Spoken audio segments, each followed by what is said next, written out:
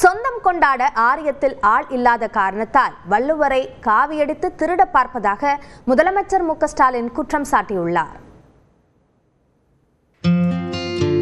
கவிஞரும் பாடலாசிரியருமான வைரமுத்து எழுதிய வள்ளுவர் மறை வைரமுத்து உரை என்ற நூல் வெளியீட்டு விழா சென்னை தேனாம்பேட்டையில் உள்ள காமராஜர் அரங்கில் நடைபெற்றது. இதில் கலந்து கொண்ட முதலமைச்சர் மு.க.ஸ்டாலின் புத்தகத்தை வெளியிட முன்னாள் மத்திய அமைச்சர் ப. சிதம்பரம் முதல் பிரதியை பெற்றுக் கொண்டார். முன்னதாக செயற்கை நுண்ணறிவு மூலமாக திருவள்ளுவரை முதலமைச்சர் மற்றும் வைரமுத்து சந்திப்பதை போன்று உருவாக்கப்பட்ட காணொளி ஒளிபரப்பப்பட்டது.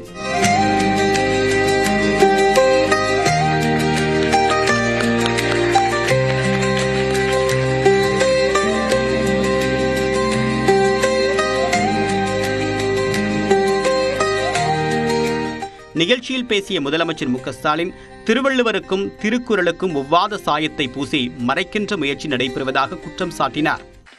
சொந்தம் கொண்டாடுறதுக்கு ஆரியத்தில் ஆள் இல்லாத காரணத்தினால நம்மோட வள்ளுவரை காவியடிச்சு திருட பார்க்கறாங்க. திருட என்பதை விட ஏமாத்த பார்க்கறாங்கதான் உண்மை. அதான் பொருத்தமா இருக்கும். அனைவருக்கும் சமம் என்ற சமூக நீதி கவியவர்.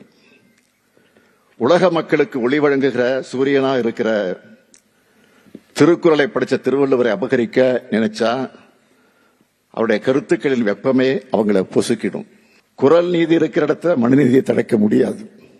மனிதர்களுக்கு எதிரான கருத்தியல் வண்ணங்களை வள்ளுவர் மீது பூச நினைக்கின்ற அடாவடித்தனத்தை ஒட்டுமொத்த தமிழ் சமுதாயமும் எதிர்க்க வேண்டும் என்று முதலமைச்சர் வலியுறுத்தினார். வள்ளுவர் புலவர் மட்டுமல்ல, புரட்சியாளர். வள்ளுவர் கவிஞர் மட்டுமல்ல, கலகக்காரர். அவர் வழங்கியிருக்கும் கொடையான வள்ளுவத்தை பரப்ப வேண்டியது நம்முடைய கடமை மட்டுமல்ல, காலத்தின் தேவை. வள்ளுவத்தை பரப்புவதோடு மனிதருக்கு எதிரான கருத்தியல் வண்ணங்களை அவர் மேல பூச முயற்சிக்கிற அடாவடித்தனத்தை ஒட்டுமொத்தமாக தமிழ் சமுதாயம் எதிர்க்கணும். வள்ளுவர் புலவர் மட்டுமல்ல, புரட்சியாளர், கவிஞர் மட்டுமல்ல, கலகக்காரர் என்று புகழாரம் சூட்டிய முதலமைச்சர் குறள் நீதி இருக்கக்கூடிய இடத்தில் மனு நீதி தழைக்க முடியாது என்றார். திருக்குறளின் சிறப்பை முழுமையாக சொல்லக்கூடிய மாபெரும் அமைப்பை டெல்லியில் உருவாக்க வேண்டும் என்று முதலமைச்சர் வலியுறுத்தினார்.